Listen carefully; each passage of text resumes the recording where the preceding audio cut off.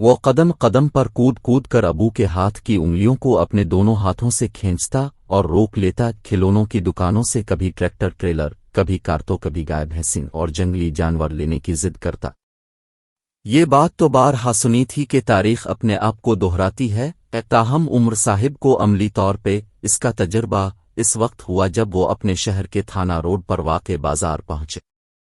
ننھا حسین بھی ان کی انگلی تھامے ہمراہ تھا۔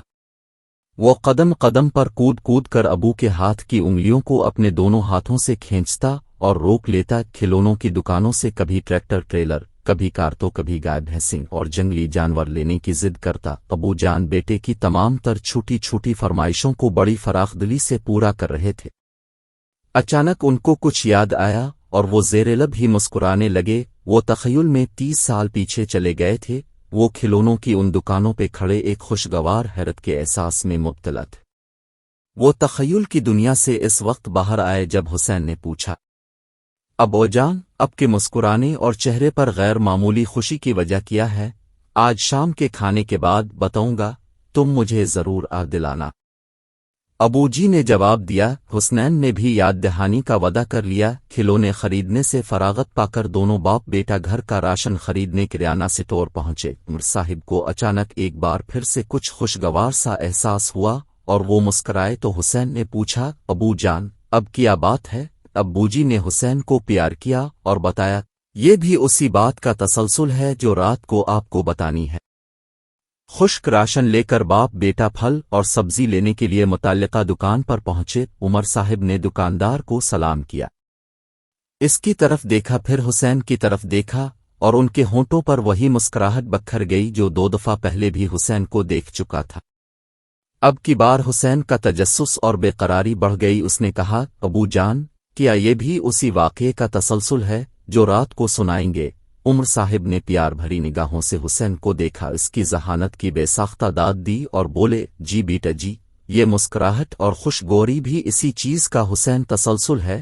اب تو حسین کی بے قراری بام عروج پہ پہنچ چکی تھی۔ وہ جاننا چاہتا تھا کہ آخر ماجرا ہے کیا۔ خریداری مکمل کرنے کے بعد دونوں باپ بیٹا گھر آ گئے۔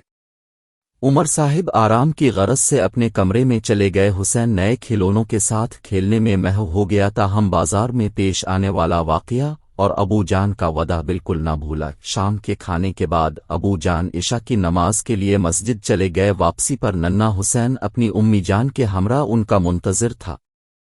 اس کی امی بھی اس عجب اور خوشگوار قصے کو سننے کے لیے بے تاب تھیں۔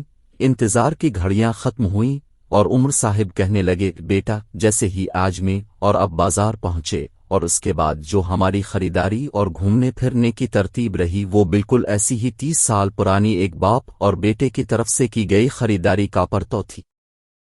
گویا تاریخ اپنے آپ کو دہرا رہی تھی۔ باقی سب کچھ یکساں تھا، بس کردار تبدیل ہوئے تھے۔ اس واقعے میں جو لڑکا بیٹا تھا، آج وہ باپ کے کردار میں تھا، اور ایک کردار جو نیا شامل ہوا تھا وہ تھا بیٹا۔ اور جانتے ہو وہ کون تھا؟ حسین، جو بہت ذہین اور حاضر دماغ بچہ تھا، فوراً معاملے کی تہہ تک پہنچ گیا۔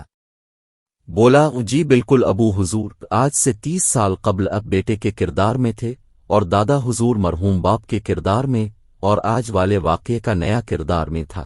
صاحب نے بے ساختہ حسین کی ذہانت کی داد دی اور کہا، بالکل اسی طرح میں اپنے ابو حضور کا ہاتھ تھامے کھلونوں کی دکانوں کے سامنے سے گزرتا تھا تو بالکل تمہاری طرح ان کی انگلیاں کھینچ کر روک لیتا تھا اور کھلونے لینے کی ضد کرتا تھا۔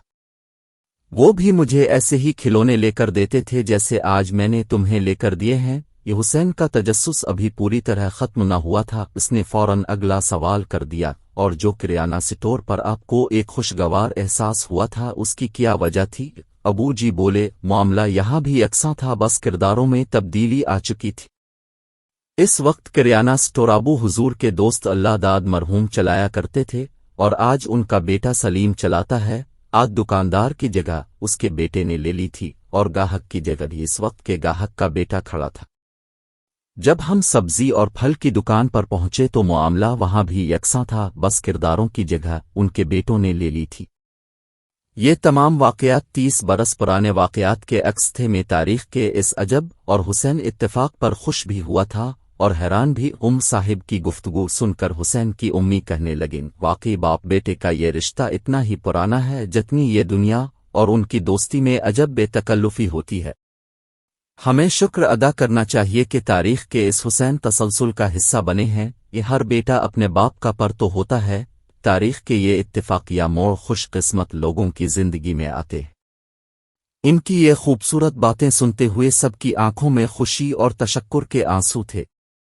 عمر صاحب اور حسین کی امی نے بیٹے کے بہتر مستقبل کے لیے دعا کی اور اسے خوب پیار کیا۔ حسین نے قدرت کا شکر ادا کیا کہ اس نے اسے اس قدر شفیق والدین کی نعمت سے سرفراز کیا۔ اس نے امی ابو سے وعدہ کیا کہ وہ ہمیشہ ان کی توقعات پر پورا اترے گا۔